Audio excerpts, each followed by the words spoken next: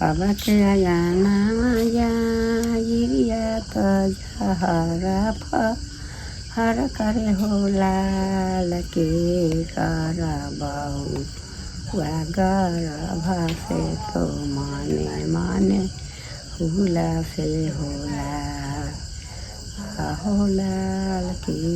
करा बहुआ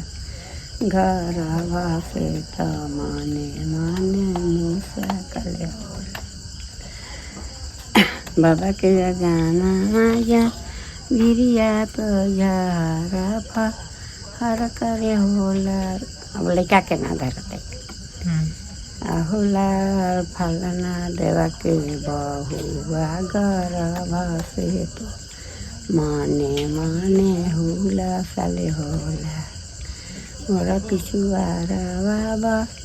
भैया भैया दे गे चाली आवा होला लजारी सोरे काटा ना या गिरिया तो पालाना कुनावा होला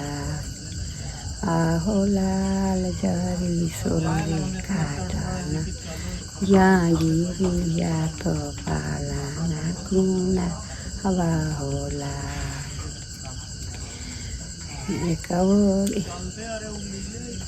एकवरे सुतले कामन देवाया वरे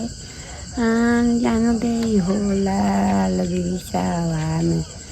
काठा के होरीला बात देखते सोहामन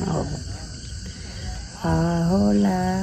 बिचावान काठा के होरीला बात देखते सोहामन होला आधा राती बीतले पहर राती आवारोती छिला रती होला रोए लगले काटा के होरीला वा महलिया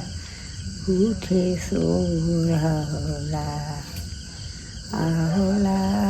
रोए लगले काटा के होरीला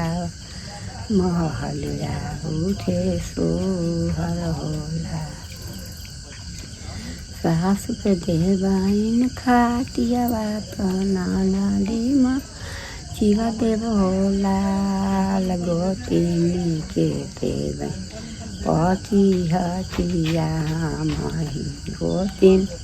पाँच होला